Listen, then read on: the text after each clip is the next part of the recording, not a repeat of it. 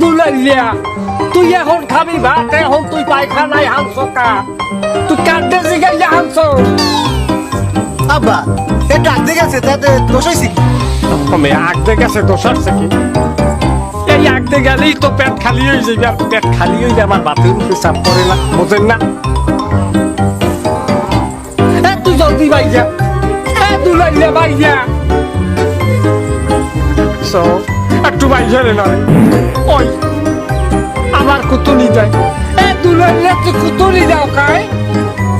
ওই হাত কুতুলিতে মেয়া কয় লোক মা বাড়িতে যায়, বোঝেন আপনি? আপনার পাউ দুইতে ধরছি, আপনি একটু আর একটু বাইক করেন, ওনাইলে মনে হোক দেবে আসবো। আব্বা লন লন বাইলাম, তুই বাইরিয়া, তুই একটু বাইকে তোর লাগাল আল্লাহ দিবা। লন।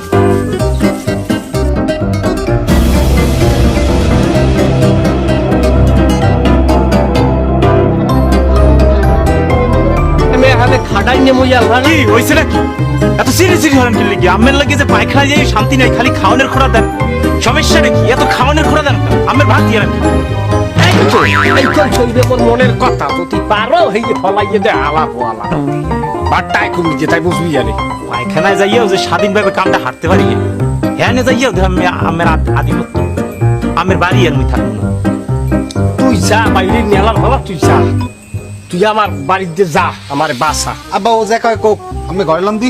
মেয়া কয়েন তো আমার 2 দিন আগে স্টেন যায় যাওয়া লাগে, হাইয়া আমি যাই যা, আমি খিসছে থাকি কে গেলি তো পেট খালি হইবে, আর খালি হইলেই তো আমার খিদা, খিদা হইলেই তো আমার খাওন, এত খাওন আই কুমিদ্যা আমার কি তাল্লুক আছে কয়েন?